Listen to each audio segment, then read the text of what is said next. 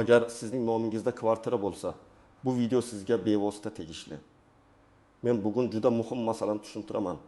Ko'pchilik uy egasi bo'lib yashayapti, lekin hujjatlari, kadastri, qarzlari, ro'yxatdan o'tgan shaxslar yoki noqonuniy qayta qurish ishlari sabab bir kuniga kvartirasini sotolmay qolishi, meros rasmiylashtira olmasligi, jarimaga tushishi yoki sudga kirib qolishi mumkin. Shuning uchun videoni oxirigacha ko'ring. Men oddiy tilda aytaman. Ilgari qanday edi, hozir nima o'zgardi? Kim xavotir olish kerak? Kimda muammo bo'lmasligi mumkin? Qaysi hujjatlarni tekshirish kerak va bugunoq nima qilish lozim? Kanalga hoziroq obuna bo'ling, videoga like bosing. Chunki bu ma'lumotni qancha ko'p odam bilsa, shuncha ko'p oila muammodan qutuladi. Avval ko'pchilikda bitta oddiy tushuncha bor edi. Demak, hammasi joyida. Odamlar eski oldi sotdi shartnomasi, order hadya shartnomasi, meros guvohnomasi yoki texnik pasportni shkafga solib qo'ygan, yillar davomida unga qaramagan. Ayrimlar esa umuman kadastr hujjatini yangilamagan, kvartira maydoni o'zgarganmi, devor ko'chirilganmi, balkon yopilganmi, qo'shimcha xona qilinganmi, bularni rasmiylashtirmagan, lekin hozir vaziyat boshqacha. Ko'p jarayonlar elektron bazaga o'tdi.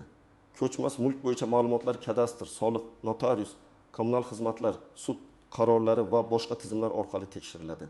Siz bugun kvartirani sotmoqchi bo'lsangiz, notarius faqat qo'lingizdagi qog'ozga qarab bitim qilmaydi. U kadastr ma'lumotini, mulkka taqiq yoki xatlov qo'yilmaganini, egalik huquqi kimda ekanini, qarzdorlik yoki nizoli holat bor yo'qligini tekshiradi. Eng katta xavf shundaki, muammo ko'pincha odam yashab turgan paytda bilinmaydi. Kvartirada yashayverasiz, kommunal to'lovlarni to'laysiz, qo'shnilar sizni egasi deb biladi. Ammo bir kuni sotmoqchi bo'lasiz. Bank kreditiga garovga qo'ymoqchi bo'lasiz, farzandingizga hadya qilmoqchi bo'lasiz yoki meros masalasi chiqadi. Ana shunda eski xato yuzaga chiqadi. Shunda odamlar, men bu uyda 20 yildan beri yashayman, qanday qilib muammo bo'lishi mumkin deb hayron qoladi. Aslida mulk masalasida yashab turish boshqa, huquqiy jihatdan toza hujjatga ega bo'lish boshqa. Men amaliyotda ko'p ko'rganman, odam kvartirasini o'ziniki deb biladi. Lekin hujjatda maydon boshqa, egalar soni boshqa, ro'yxatda sobiq turmush o'rtog'i bor. Meros ulushi rasmiylashtirilmagan yoki uyga eski sud taqiqi qo'yilgan bo'ladi. Birinchi bilishingiz kerak bo'lgan narsa, kvartiraning asosiy hujjati faqat eski shartnoma emas. Sizda mulk huquqini tasdiqlovchi hujjat bo'lishi kerak va u kadastr ma'lumotlari bilan mos kelishi kerak. Masalan, shartnomada kvartira 6 kvadrat metr deb yozilgan. Kadastrda esa 6.2 kvadrat metr chiqsa, bu savol tug'diradi. Balki balkon ichkariga qo'shilgandir, balki devorlar o'zgargandir, balki eski o'lchov noto'g'ri bo'lgandir. Lekin bu farq rasmiy tushuntirilmasa, bitimda muammo bo'lishi mumkin. Ikkinchi muhim masala, kvartirada kimlar ro'yxatdan o'tganini tekshiring. Ko'p odamlar bunga e'tibor bermaydi. Masalan, ota-ona kvartirani o'g'liga hadya qilgan, lekin boshqa farzandlar yoki qarindoshlar vaqtincha ro'yxatda qolgan. Yoki sobiq kelin, sobiq kuyov uzoq yillardan beri chet elda yurgan qarindosh ro'yxatdan chiqmagan. Kvartirani sotishda xaridor albatta so'raydi. Bu uyda kimlar ro'yxatda? Chunki ro'yxatda turgan shaxs keyin kelib yashash huquqini da'vo qilishi, nizoli vaziyat yaratishi mumkin. Uchinchi masala, kommunal va majburiy to'lovlar. Ba'zi odamlar kvartira meniki, qarz bo'lsa keyin to'layman deb yuradi. Ammo qarz yig'ilib qolsa, sud buyrug'i chiqishi, hisob raqamlariga cheklov tushishi, mulkka taqiq qo'yilishi mumkin. Masalan, odam issiqlik, elektr, suv yoki boshqaruv kompaniyasiga 7 million so'm qarz bo'lib qolgan. O'zi esa bundan bexabar, chunki kvartirada ijarachi yashagan. Keyin kvartirani sotmoqchi bo'lganda qarz chiqadi, xaridor kutmaydi, bitim buziladi. To'rtinchi masala, o'zboshimchalik bilan qayta qurish. Bu bugungi eng og'riqli mavzulardan biri. Ko'pchilik oshxonani zalga qo'shadi, balkon devorini buzadi, yuvinish xonasini kengaytiradi, yuk ko'taruvchi devorga tegadi, shamollatish yo'lini yopadi. Buni hamma shunday qilgan deb o'ylaydi. Lekin ko'p qavatli uyda bitta xonadonning noto'g'ri ta'miri butun uy xavfsizligiga ta'sir qilishi mumkin. Agar yuk ko'taruvchi devor buzilgan bo'lsa, bu nafaqat hujjat muammosi, balki odamlarning hayoti bilan bog'liq xavfdir. Men birinchi navbatda eski uyda yashayotgan, hujjatlari 10-15 yildan beri yangilanmagan odamlarni ogohlantiraman. Agar siz kvartirani 2000 yillarda yoki undan oldin olgan bo'lsangiz, hujjatlarni albatta ko'rib chiqing. Ayniqsa hujjatda eski manzil, eski ko'cha nomi, eski tuman nomi, eski texnik pasport bo'lsa. Kadastr bazasida ma'lumot qanday turganini tekshirish kerak. Ikkinchi xavf guruhi meros orqali kvartira olganlar. Masalan, ota vafot etgan, ona va farzandlar kvartirada yashab qolgan. Hamma o'zaro kelishgan, hech kim urushmagan. Lekin meros huquqi notarius orqali to'liq rasmiylashtirilmagan. Oradan 8 yil o'tadi. Kvartirani sotish kerak bo'ladi. Shunda ma'lum bo'ladiki, marhumning ulushi hali merosxo'rlarga o'tmagan bir farzand chet elda. Biri rozilik bermaydi, biri vafot etib ketgan va endi uning bolalari ham merosxo'r bo'lib chiqadi. Oddiy ish katta sud ishiga aylanadi. Uchinchi xavf guruhi kvartirani ishonchnoma orqali olganlar yoki sotganlar. Ishonchnoma bilan bitim qilish qonuniy bo'lishi mumkin, lekin u doim alohida ehtiyotkorlik talab qiladi. Ishonchnoma haqiqiy bo'lganmi, bekor qilinmaganmi, egasi tirik bo'lganmi, vakolatlari yetarlimi? Bular muhim. Men odamlarga har doim aytaman. Agar kvartira katta pulga olinayotgan bo'lsa, faqat ishonchnoma bor ekan deb xotirjam bo'lmang. Asl egasi bilan aloqa qilish, hujjatlarni tekshirish, notarius oldida barcha savollarni berish kerak. 4-xavf guruhi ipoteka yoki kredit bilan bog'liq kvartiralar. Agar uy garovda bo'lsa, bank roziligisiz uni erkin sotish yoki hadya qilish mumkin bo'lmaydi. Ba'zilar kreditni o'zim to'layapman. Demak, kvartira meniki deb o'ylaydi. Ha, siz mulkdor bo'lishingiz mumkin, lekin garov majburiyati tugamaguncha mulk ustida cheklov bor. Agar to'lovlar kechiksa, bank sudga murojaat qilishi, ijro ishi ochilishi mumkin. Agar siz yaqinda notarius orqali kvartira sotib olgan bo'lsangiz, kadastr hujjati elektron bazada to'g'ri turgan bo'lsa, ro'yxatda ortiqcha shaxslar bo'lmasa, kommunal qarzlar yo'q bo'lsa va uyda ruxsatsiz qayta qurish qilinmagan bo'lsa, katta xavotirga o'rin yo'q. Lekin bu umuman tekshirmang degani emas. Men har bir mulkdorga yilga kamida bir marta o'z mulki bo'yicha asosiy ma'lumotlarni tekshirishni maslahat beraman. Masalan, sizning nomingizda bitta kvartira bor. Hujjatlar joyida, soliq xabarnomalari keladi. Kommunal to'lovlar to'lanadi. Bunday holatda ham shaxsiy kabinet, davlat xizmatlari markazi yoki tegishli idoralar orqali kadastr ma'lumotini ko'rib qo'yish foydali. Chunki ba'zan texnik xatolar manzil yozilishidagi farqlar. Eski ma'lumotlar yoki noto'g'ri ulush ko'rsatilishi uchrashi mumkin. Bunday xatoni erta topsangiz, uni tuzatish osonroq bo'ladi. Birinchi misol, Toshkentda bir oila 2 xonali kvartirada 22 yil yashagan. Kvartira otaning nomida bo'lgan, ota vafot etgan, ona va 2 farzand yashab qolgan. Hamma uy baribir oilaniki deb yurgan. Keyin farzandlardan biri uy sotib, pulni bo'lishishni taklif qilgan. Notariusga borishganda meros ochilmagani ma'lum bo'lgan. Bundan tashqari, otaning birinchi nikohidan ham farzandi borligi aniqlangan. Natija sotuv 2 hafta emas, bir necha oyga cho'zilgan. Munosabatlar buzilgan, xaridor ketib qolgan. Agar meros vaqtida rasmiylashtirilganida bunday muammo bo'lmas edi. Ikkinchi misol, bir kishi 48 kvadrat metrli kvartira sotib olgan. Oldingi egasi balkon va oshxona orasidagi devorni olib tashlagan. Balkon yopib, xona qilib ishlatgan. Xarid paytida bu chiroyli ko'ringan, lekin hujjatda maydon o'zgarmagan. Oradan 3 yil o'tib, yangi egasi ipoteka olish uchun kvartirani garovga qo'ymoqchi bo'lgan. Baholovchi va bank tekshiruvda reja bilan haqiqiy holat mos emasligini ko'rgan. Bank garovni qabul qilmagan. Endi egasi qayta qurishni qonuniylashtirish yoki eski holatga qaytarish masalasiga duch kelgan. Bu esa vaqt, pul va asab degani. 3-misol. Bir ayol kvartirasini ijaraga bergan, o'zi boshqa shaharda yashagan. Ijarachi elektr va suv to'lovlarini to'lamagan, boshqaruv kompaniyasi bo'yicha ham qarz yig'ilgan. Ayol ijarachi to'layapti deb o'ylagan, lekin tekshirmagan. Bir yil ichida qarz bir necha million so'mga yetgan. Keyin uy sotilayotganda xaridor qarzlar to'liq yopilmaguncha bitimga kirmasligini aytgan. Ayol shoshilinch pul topib qarzni yopgan, lekin xaridor narxini tushirishni talab qilgan. Sababi hujjatdagi muammo savdolashishda xaridorning qo'liga kuch beradi. 4-misol. Aka-uka ota-onadan qolgan kvartirada kelishuv bilan yashagan. Hujjatda esa kvartira hali onaning nomida turgan. Ona vafot etgandan keyin meros rasmiylashtirilmagan. Akalardan biri ko'p yil kommunal to'lovlarini o'zi to'lagan va men to'ladim. Demak, uy ko'proq menga tegishli deb o'ylagan.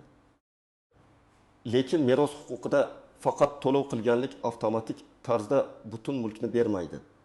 Boshqa merosxo'rlarning ham huquqi bo'lishi mumkin.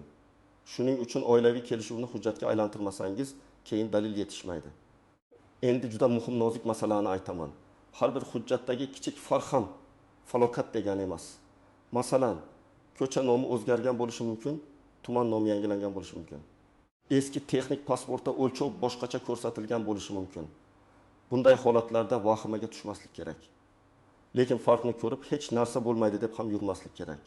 To'g'ri yo'l vakolatli idoradan ma'lumot olish. Zarur bo'lsa tuzatish, kiritish, kadastr hujjatini yangilash. Yana bir nozik jihat.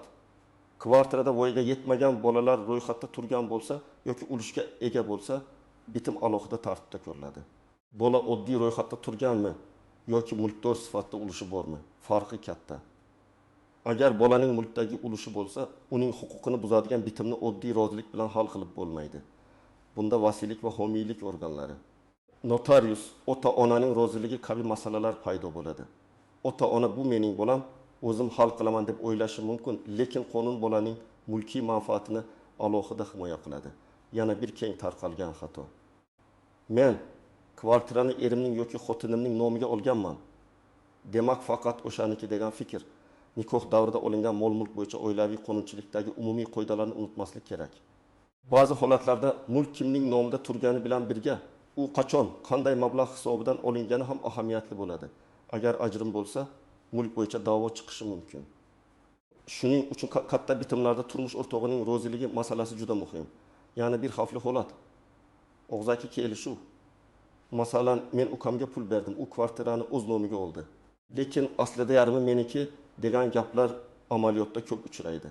Agar pul o'tkazmasi, qarz shartnomasi, ulush kelishuvi, notarial hujjat bo'lmasa, keyin buni isbotlash qiyin. Oilada ishonch bo'lishi yaxshi. Lekin mulk masalasida hujjat ishonchni buzmaydi. Aksincha, kelajakdagi nizoni oldini oladi.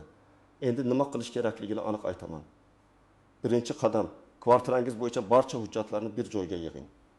Oldi sotdi shartnomasi, adliya shartnomasi, meros guvohnomasi, kadastr hujjati, texnik reja, ipoteka shartnomasi, bankdan garov bo'yicha hujjatlar, kommunal to'lov kvitansiyalari, soliq to'lovlari. Agar sud bo'lgan bo'lsa, sud qarorlari. Hujjatlarni telefon bilan rasmga olib qo'yish ham foydali, lekin asl nusxalarini alohida papkada saqlang. Ikkinchi qadam, kadastr ma'lumotini tekshiring. Kvartira manzili, maydoni, xonalar soni, mulkdor ismi sharifi, ulushlar, taqiq yoki cheklov bor yo'qligiga qarang. Buni davlat xizmatlari markazi orqali, tegishli elektron xizmatlar orqali yoki kadastr organlariga murojaat qilib aniqlash mumkin. Agar siz texnik tafsilotlarni tushunmasangiz, mutaxassisga ko'rsating. Bir marta to'g'ri tekshirtirish keyingi katta xarajatdan arzon tushadi. Uchinchi qadam, ro'yxatda kimlar borligini aniqlang. Uy daftaridagi eski tushunchalar o'rniga hozir migratsiya va ro'yxatga olish ma'lumotlari muhim. Agar kvartirada yashamaydigan, lekin ro'yxatda turgan shaxslar bo'lsa, ular bilan masalani tinch yo'l bilan hal qiling. Ayniqsa, sotuvdan oldin buni oxirgi kunga qoldirmang. Chunki odam chet elda bo'lishi, pasporti almashgan bo'lishi, rozilik berishga vaqti bo'lmasligi mumkin. 4-qadam, kommunal qarzlarni tekshiring. Elektr, gaz, suv, issiqlik, chiqindi, boshqaruv kompaniyasi yoki shirkat bo'yicha alohida qarang. Faqat bitta ilovada qarz yo'q chiqsa, hammasi toza degani emas. Har bir xizmat bo'yicha alohida hisob bor. Agar ijarachi yashayotgan bo'lsa, har oy to'lov cheklarining nusxasini talab qiling. Ijara shartnomasiga kommunal to'lovlarni kim to'lashi, kechiksa nima bo'lishi aniq yozilishi kerak. 5-qadam, kvartirada qilingan ta'mirni hujjatdagi reja bilan solishtiring. Agar davrlar ko'chirilgan, balkon yopilgan, sanuzel kengaytirilgan, kirish eshigi joyi o'zgargan bo'lsa, mutaxassis bilan maslahat qiling. Har bir o'zgarish ham noqonuniy emas. Lekin har bir o'zgarishni ham o'zboshimchalik bilan qilish mumkin emas. Ayniqsa yuk ko'taruvchi devor, umumiy foydalanishdagi joylar, shamollatish, gaz uskunalari, isitish tizimi bilan bog'liq ishlarda juda ehtiyot bo'ling. 6-qadam.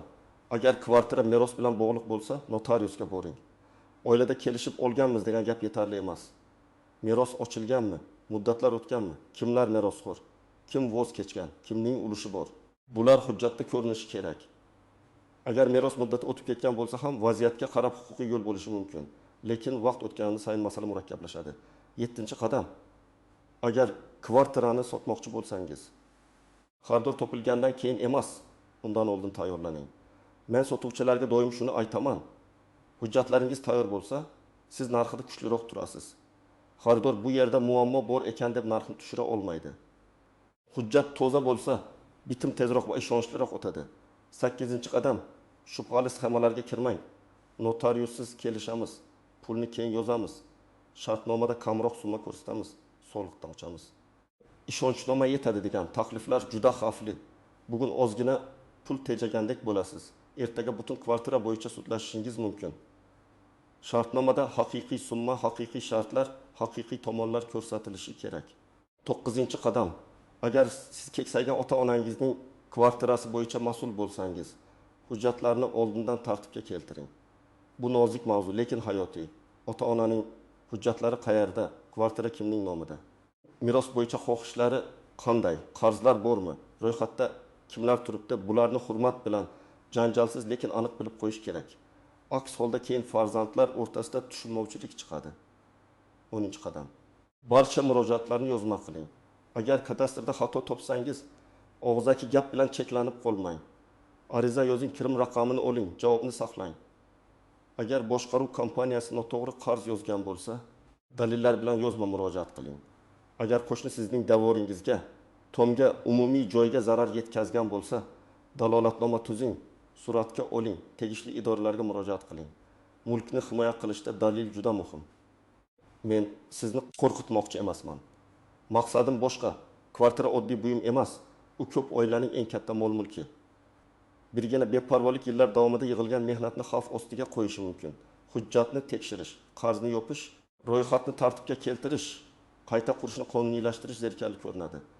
Lekin sudga borish, xaridorni yo'qotish, meros talashish, jarima to'lash bundan ancha og'ir. Agar siz menda hammasi joyida deb o'ylasangiz ham. Bugun hech bo'lmaganda 3 narsani tekshiring. Kadastrda kvartira sizning nomingizdami? Ro'yxatda begona yoki keraksiz shaxslar yo'qmi? Kommunal qarzlar yig'ilmaganmi? Shu 3 ta tekshiruvning o'zi ko'p muammolarning oldini oladi. Demak, kvartira egasi bo'lish faqat kalitga ega bo'lish degani emas. Huquqiy toza hujjat, to'g'ri kadastr ma'lumoti, qarzsiz kommunal hisoblar, tartibli ro'yxat va qonuniy ta'mir ham shunchalik muhim. Oldin odamlar ko'p narsani og'zaki hal qilgan. Hozir esa elektron baza, notarial tekshiruvlar, bank talablari va sud amaliyoti sabab har bir tafsilot ahamiyatga ega bo'lib qoldi. Men sizga maslahatimni aniq aytdim. Hujjatlarni yig'ing, kadastrni tekshiring, ro'yxatdagi shaxslarni aniqlang, qarzlarni ko'ring, ta'mir reja bilan mosligini solishtiring va kerak bo'lsa mutaxassisga murojaat qiling.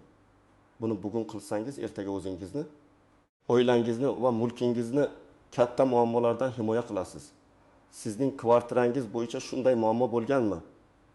Kadastr, meros, ro'yxat, kommunal qarz yoki qayta qurish masalasida qiyinchilikka duch kelganmisiz? Izohlarda yozing, boshqalar ham sizning tajribangizdan foyda oladi. Videoga like bosing, kanalga obuna bo'ling va bu videoning kvartirasi bor yaqinlaringizga yuboring.